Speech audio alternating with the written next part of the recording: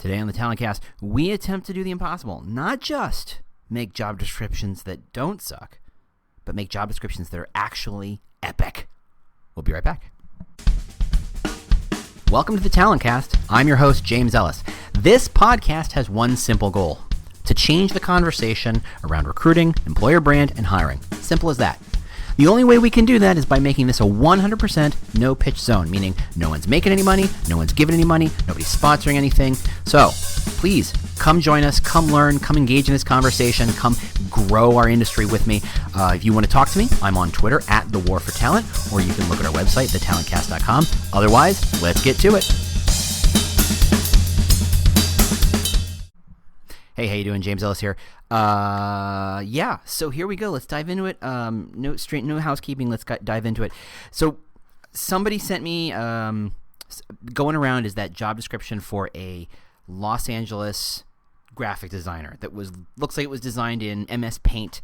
It's got some really horrible fontage. It's designed to look ugly. It's designed to say, hey, look how bad we are. Look how badly we need a designer. And it's made the rounds, and everybody giggles at it, and everybody thinks it's great, and everybody thinks it's useful. And it really sparked me to say, you know what? I think it's time to really talk about job descriptions a bit. So I want to talk a couple of pieces of this.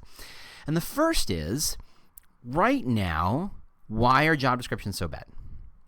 And the answer is complicated, and I'll skim past a bunch of it, but you have to at least be able to understand where we're coming from. When we see page after page after page after page after ream after ream after ream of horrible job descriptions that barely describe what the hell the job is, that looks like it was translated in Icelandic and then into Japanese and then back into whatever its native language was by a very angry lawyer.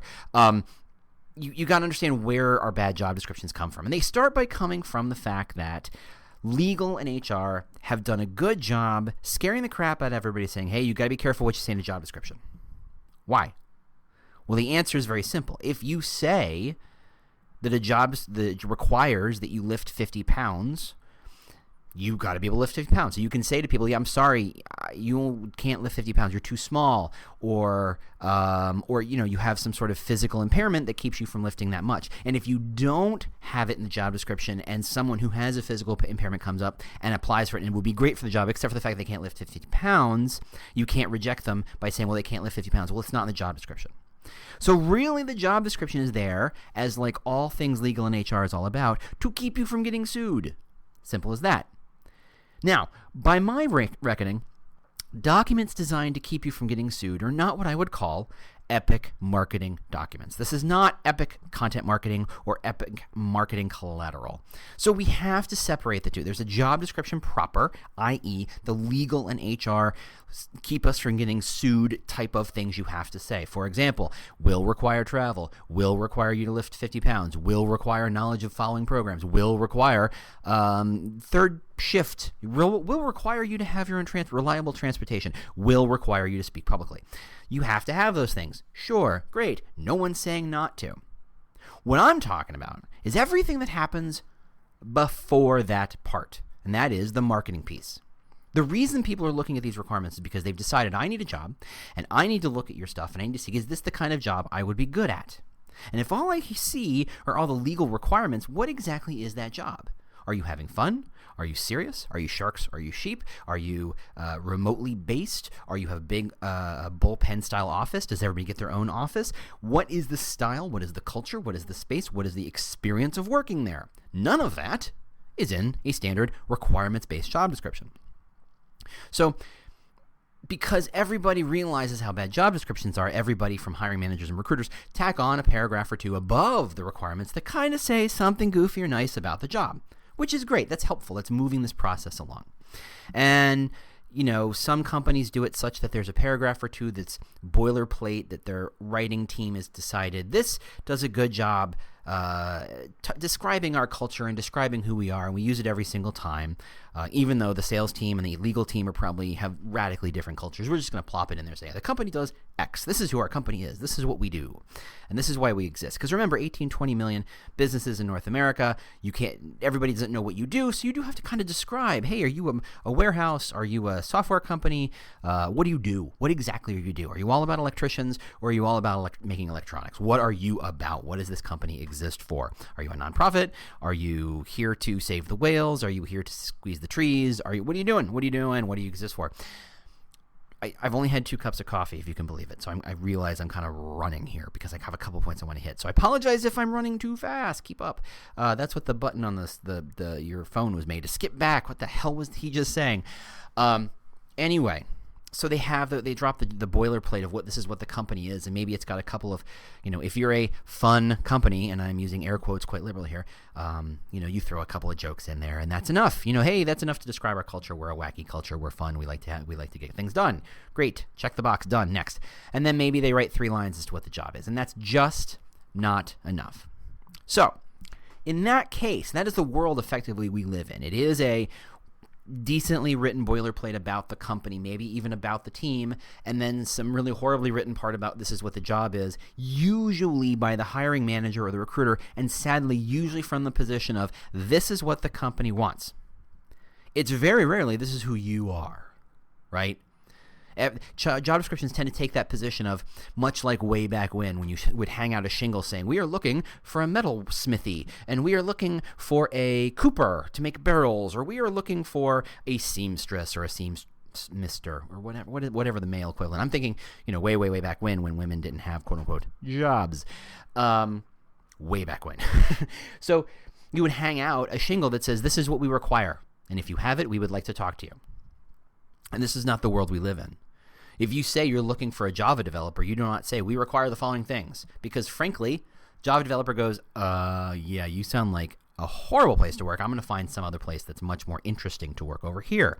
What you want to do is write a job description that's more about, hey, you're the kind of person who is obsessed with this problem, or you're the kind of person who goes along to get along, or you're the kind of person for whom no problem, no obstacle will stand in their way to solve a Java-based kind of solution. You're the kind of person who thinks reading blogs about Java is fun. This is what you do on your vacation. This is what you do on your time off. That you have your own podcast about Java, he says weirdly self-referentially.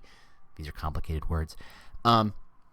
That's the kind of person you want. That's the kind of, company like Amazon, where they're always obsessed with we were solving these bigger problems. This is who we are, and this is who you are. They're very good at saying, look, you are the kind of person who solves these problems. You are the kind of person who is obsessed with these problems.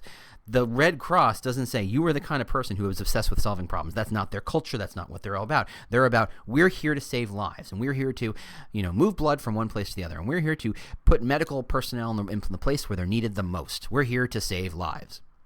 Very different culture, very different structure. It's about who you are because you're establishing fit. We know who we are, and we're going to document with that boilerplate piece of text we've already slapped in. But here's who you are, and here's who we think the right kind of fit should be.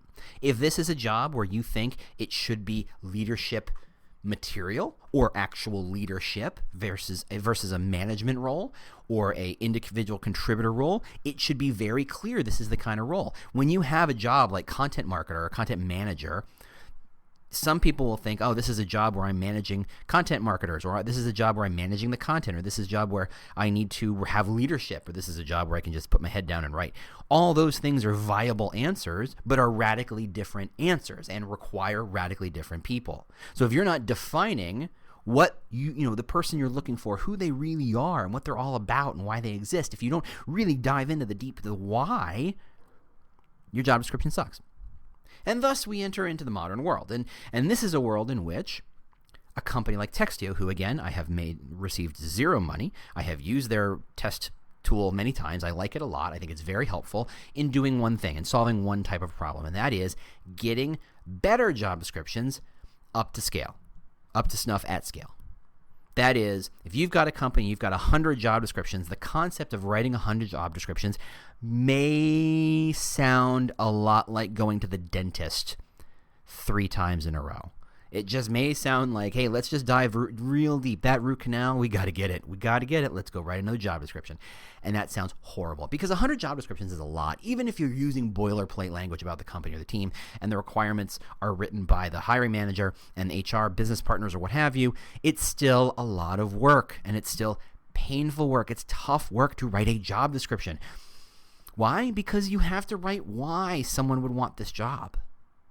You have to really dive into this is what you're getting out of it, and this is who we are, and trying to find that fit and try to establish and project upon someone, hey, this is why someone like you might find happiness and satisfaction and success here instead of some other place. That's a tough job. So Textio wades into this, and if you don't know Textio, and I think I've mentioned Textio before, and by the way, if you're realizing, because I think I mentioned Textio like 4 episodes ago, yes, I am a bit of a goldfish. I don't remember everything I've taught you, so if there is some overlap and I'm telling stories again, I apologize. But here we are. Textio is really good. What it did, it evaluated hundreds and hundreds of millions of job descriptions, and it said, okay, based on what the ATS said, meaning they got back-end data, and they said, okay, certain job descriptions sat on the shelf forever, meaning it took for a long time to fill that job. And part of that's geography, meaning you're looking for an electrician in the middle of nowhere, Pennsylvania. By the way, there are no electricians out there that are available looking for a job. That job description may sit out there for a very, very long time. Conversely, if you're looking for a JavaScript developer in the Valley, they turn around quick just because there's lots of them. And if you've got a great brand name, somebody might just be waiting for the opportunity for that opening to happen, and they can pounce on it. They look at industry, they look at geography, and they look at how long did the job last, how qualified was the candidates, the percentage of qualified candidates in the pool, how big was the pool, how many applicants applied, yada, all the data points they could pull out of an ATS about that job description, meaning they didn't just look at the job description as a piece of text that says, does this adequately describe who we are? They looked at the outcomes. How did people respond to that piece of text in the context of the brand, right? You know, I've always talked about, you know, a job description for a product manager at Google and a project manager at Google and a project manager at American Standard, both, you know, the biggest technological company, second or biggest technological company in the world versus a company that makes toilets and ceramics. They're going to be radically different job experiences, but the job description may be effectively the same. The requirements are certainly going to be the same. It's a project manager. Those are pretty standard job description requirements. So the context of the brand enters into this too. So what Textio does is it looks at all that data. What did you put out there and what did you get back? And it looks at it in the aggregate, which is great because it means it's no longer, you've got enough data points here to really say, look, there isn't some weird outlier that says all jobs from X company X seem to take forever to apply. They're looking at thousands and thousands of companies to say, this is what's really happening, meaning this is what job seekers are responding to or not responding to, which is great because, frankly, job descriptions are incredibly subjective issues, right? I write a job description. The hiring manager looks at it and goes, I don't like those words. That's a completely subjective response. That's me saying, I don't like that color blue. Well, if that's the color blue that our audience loves, who cares what I think? But that's the problem. You don't have a focus group of 20 job seekers for that particular role who you can show your job description to and say, do you prefer the word manage or lead in this job description? They're not going to respond to you. But Textio does have that kind of data. And it has a great tool where it scores it and shows you, hey, these words are jargon and you need to trim these down to be as minimal as possible because people really hate jargon. Or here are some words that are very powerful and engaging and positive and engaging, and people seem to respond to these words. And by the way, in general, for these types of jobs, the job should be this percentage of text and this percentage of bullet points. And by the way, for this kind of job, your sentences are really short, or these sentences are really long. Clearly, you're gluing things together, and this is not how people who are looking for these kinds of jobs will respond. Great stuff. It takes a lot of the subjectiveness out of getting a good job description. And when I say good, I mean brings the baseline up. No longer just the crap set of bullet points of requirements, no longer with the boilerplate of the company and 3 sentences written by the hiring manager about who you have to be. It forces you, to get a good score, to write more about who the person should be, who the applicant should be, and to use engaging words and to use language that's a little more interesting, in many cases more emotional, more descriptive, and less about here are the following acronyms that you should understand, right? And that's great, except for one thing. It's chasing the leader. You're looking at aggregate data and saying, in general, people tend to like these things over those things, which is great. And if you're trying to get up to a level of baseline in which you're at least, I just need good job descriptions. It's a great tool. It's a great way of approaching the problem and saying, okay, we're going to make our job descriptions good, meaning we're going to make them unsucky compared to other job descriptions. Now imagine a world 2-3 years from now when Textio is being used by lots of companies and suddenly everybody is trying to get a score at the top 5 percentile Consequently, if every job description is written well, getting a good score isn't as important because you're within the bounds. You're saying, look, there's no more bad job descriptions out there. They're all pretty good. How do you compare? How do you compete? Well, it's a good question. So we come back to this idea of marketing a job. We come back to this because that's what a job description really is, the marketing side of it anyway, not the let's not get sued way, but this is what the job's all about, and this is why you should do this job. Getting a job is an economic trade. You give me your time and your energy and your brains and your experience, and I give you money and benefits and occasionally vacation time and the opportunity to level up, as it were, right? That's what a job is. It's a trade. And job descriptions are usually one-sided in their nature of trade. Here's what you're going to give us. You're going to give us 45 hours a week or 50 hours a week or 80 hours a week. And you're going to give us your travel time and your commitment and your 24/7 on-call nature. And you're going to give us your experience in X, Y, and Z. And very rarely do they say, and this is what we're going to give you. It's very rare. Even as we're having these conversations about should we show salaries on job descriptions, and by the way, I'm in favor of here's the baseline. This is what we generally pay this job. I think that's more transparency in salary is absolutely the direction we're all headed, and I'm all for it. And maybe you have some boilerplate about, hey, we have 401k, and hey, we have some medical benefits, and hey, by the way, people get to take some time off. Not very descriptive. It's not very, again, boilerplate.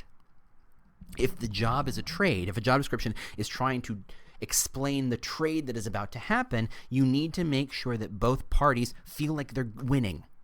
No trade works when one party feels like it's screwed over the other party. The second that happens, boom, straight to Glassdoor where they just ream you, right? Every trade has to feel like it. And ask any negotiator. Every trade has to feel like everybody came out ahead. Somehow. That's the art of negotiation, truly. I don't care what current sitting president thinks it is in terms of his books. The art of negotiation is making everybody feel like they got what they needed or got the best possible outcome out of it. Both parties, all parties have to feel that way.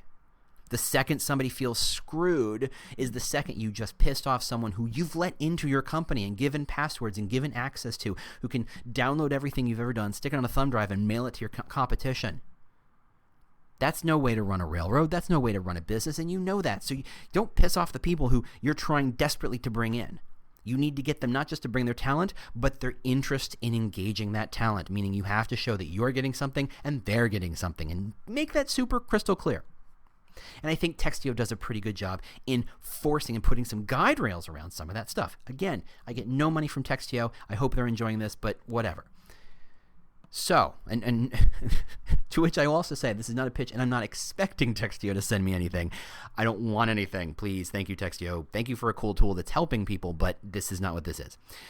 But beyond getting the baseline higher and making the best practices more well established so that you stop writing bad job descriptions, in the end, what you're trying to do is fill a role with someone who's amazing, specific to you. And whoever is amazing to you may not be amazing to somebody else, and vice versa. So then you start to think about, how do you get creative in this job description? How do you express what is uniquely you, right? What is unique about your company? And I think that's a tough one, and that's all about brand, about trying to get into what makes one company different from another. If you've got 18 or 20 million of them in North America, how can you say they're all different? And frankly, they're not necessarily. But that's the job of a good employer brand, is to find, discover, and express and surface that difference to the world.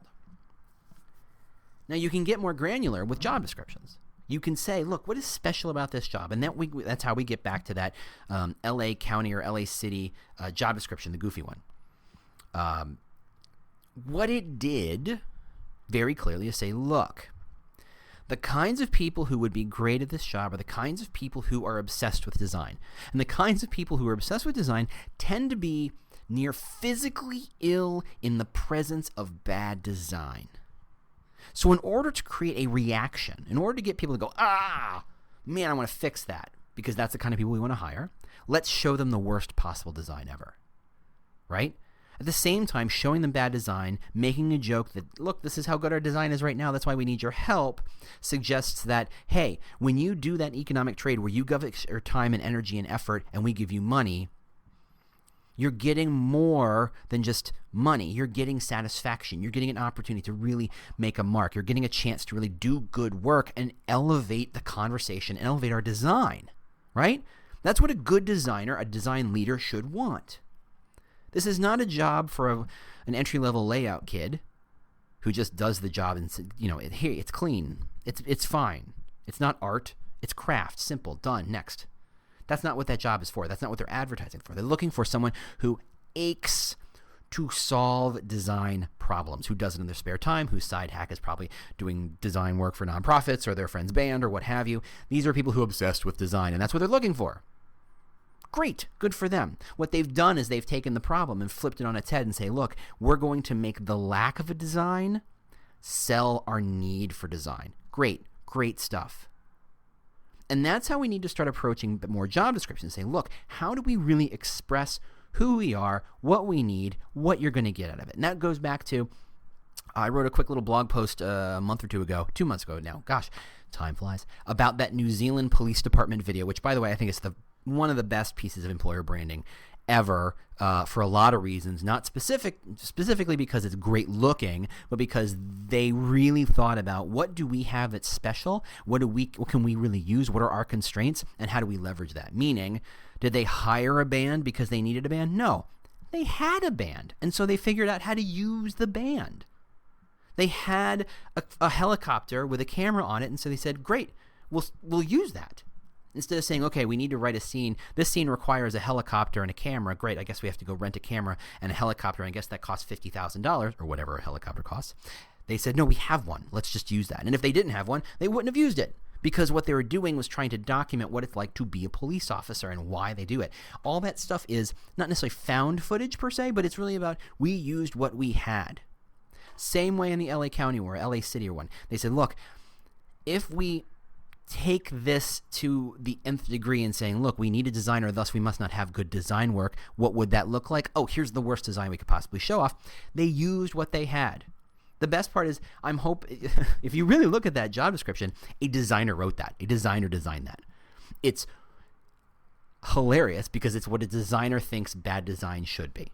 It's not what you and I think bad design. Because you and I, if we did design, it would look much better, but look worse somehow. That's the trick of it. Good design.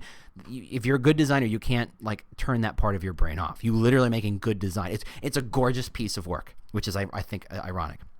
But I think there's a level deeper. I think where job descriptions truly fall down is that they're describing bad jobs. And with that, I'm going to take a sip of coffee. Quick interruption. The goal here is to change the conversation around recruiting, hiring, and employer brand. The only way we can achieve that goal is with your help. And that is not with money, not with sponsorship. No.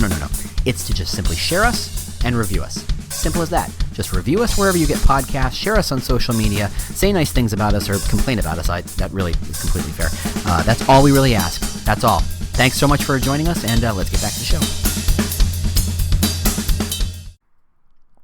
Oh, that's good. That's good stuff. I really should sell coffee on this thing. Oh, so anyway. Yeah, your jobs are bad. I mean, not your jobs are bad, but you don't think about your jobs as being anything more than a job, right? Take a product manager, someone who thinks about this is what the product should be. This is what our users are going to want to do. This is how they're going to want to use it. This is the problem they're having every single day that we can solve. There are hundreds of thousands of product managers on every stripe, of every flavor, of every level of experience, whether they're software, whether they're hardware, whether they're event managers, or there's all sorts of different product type managers all around the country, all around the world. And so consequently, we think, well, that must just be a job. An electrician is a job. A plumber is a job. A lawyer is a job. An accountant is a job. An employer brand manager is a job, right? Meaning, what do you do for a living? This is what I do for a living. Meaning this is my job. And whether you work for yourself or you work for a company, it's a job. Meaning you go back to that economic exchange. I give you my time, energy, passion. You give me money in some sense, hopefully, of security, meaning the second my paycheck cashes, you won't disappear on me, that I can count on the next one. Think about a freelancer or a home-owned business, right? A self-owned business in which their 20, 30, 40% of their time is spent hustling for the next client. They make a great hourly because they don't work 40 to 50 hours a week billable. They make a great hourly because they have to put a lot of their time to finding the next client.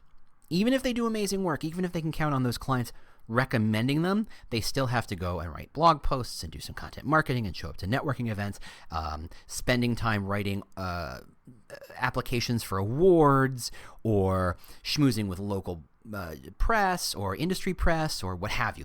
They're always having to hustle, which means in a world where there are 18 to 20 million businesses, they have to find a way to express how what they do is different.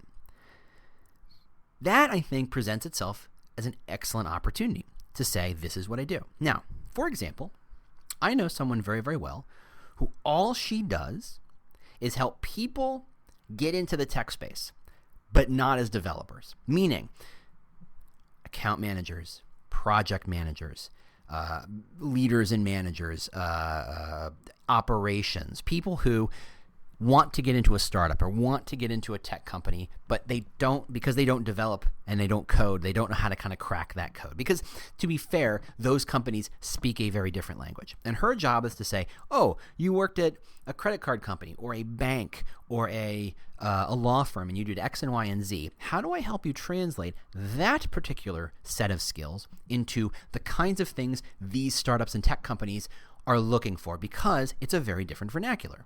But it's not just a translation issue.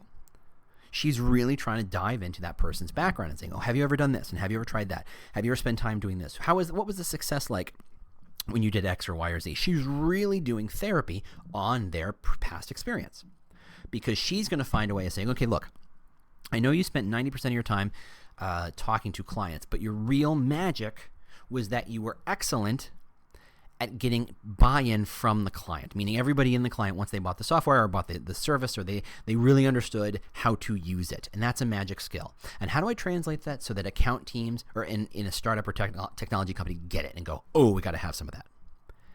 Now, if that was a job, you would just say she is a career counselor. She is a career strategist.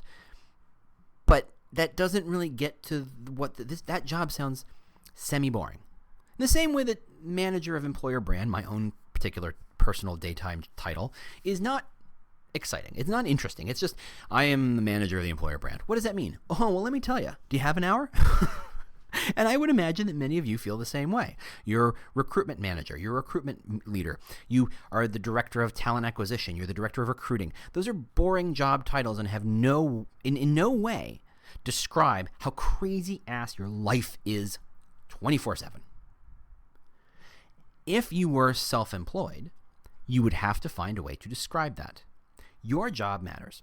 So let's take a room full of recruiters. I may be talking to some right now. I think that's a high likelihood. If I asked you what you did all day, you might say you help people find jobs. Or you might say you help fill talent needs. Or you might say you put butts in seats. Or you might say you build relationships with people who are... And I say that's wrong.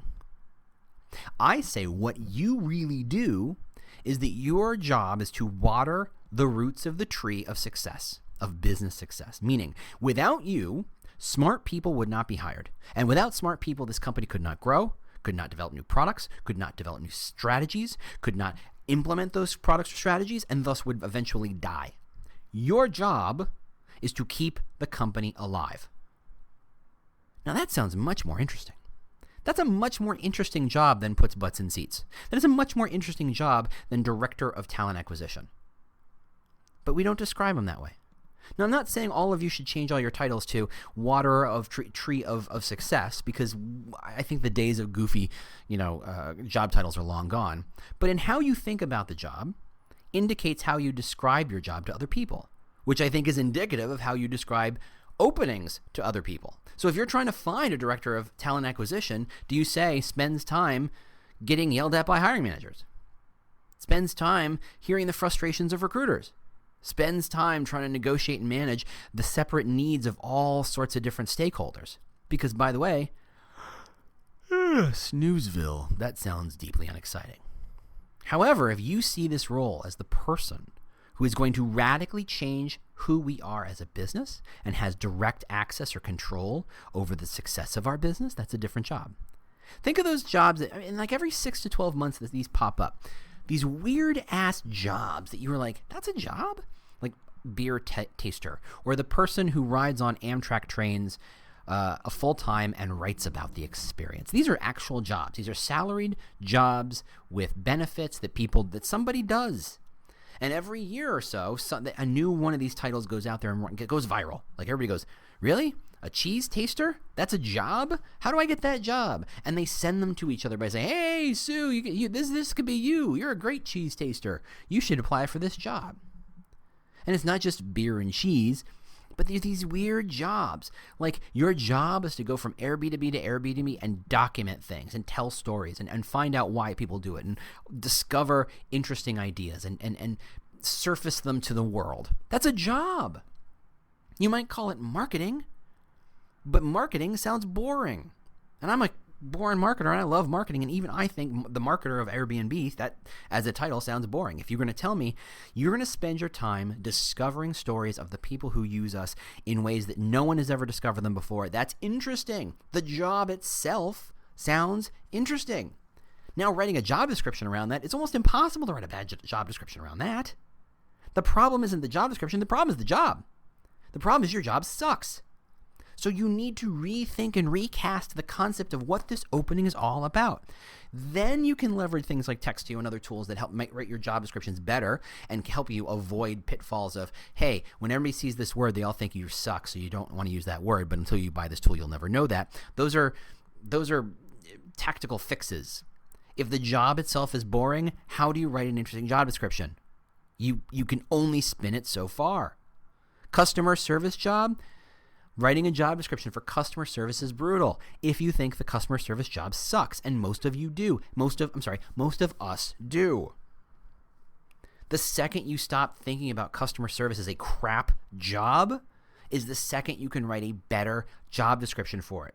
And the second you have a job description that doesn't say, by the way, hint, hint, this is a crap job, is the second you're going to get someone who's going to destroy this job, who's going to rock this job, who is going to become the genius, rock star, ninja, I hate those words, whatever title you want to call it, explorer of new possibilities inside that job, the Magellan of customer service. And by the way, someone right now should be using the Magellan of customer service right now, because that's got to be a thing, right? That sounds amazing. I want to read the rest of that job description.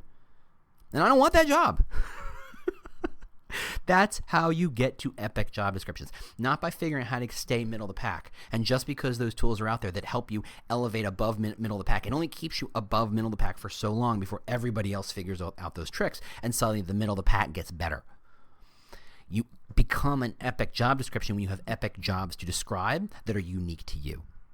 Why is this the Magellan of customer service? Why you and not Netflix? Why you and not GE? Why you and not, Intel? I don't know. Why you? That's the nature of employer brand. That is the nature of telling good marketing stories. That is the original concept of marketing is not advertising, even though we all tend to we all tend to think of, oh, I'm a marketer. Oh, you write ads or you advertise things. No, the first job of a marketer is to pick what you bring to market. That's where the title comes from. You're figuring out, hey, it's summer. People want oranges, not apples. So I'm going to bring oranges to market. Now, it helps that I have lots more oranges because it's the summer, but whatever. That's an example, and it just came off the top of my head. Your job is to figure out what to bring to market.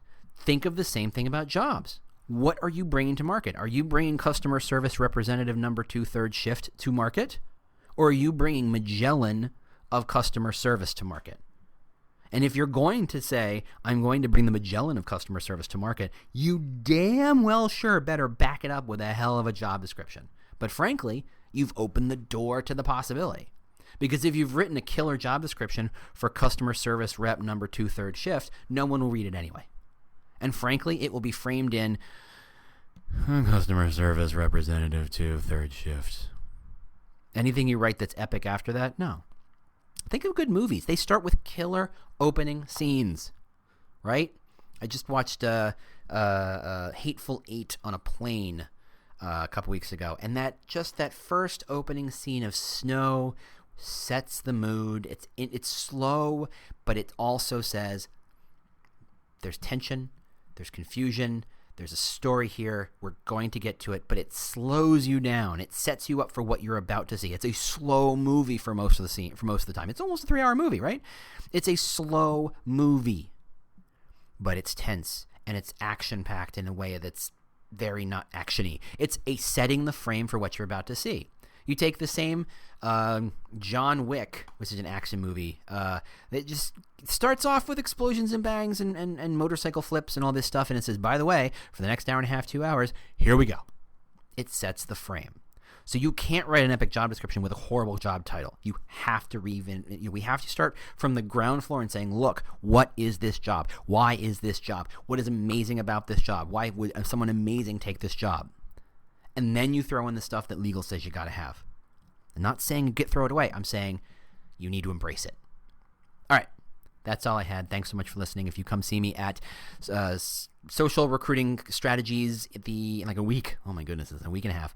And then after that, I've got ERE and I've got RecruitCon. Come find me. Come say hello. I still am trying to think about how do I live podcast at Social Recruiting. We'll see how that goes. See how that sets up. I don't know. We'll see. Thanks so much for listening. As always, talk to me on Twitter, talk to me on the website, talk to me on wherever. You know where to find me, or leave reviews. Love that too. So thanks so much for listening, and I will talk to you next week. Bye. Do you love news about LinkedIn, Indeed, Google, and just about every other recruitment tech company out there? Hell yeah.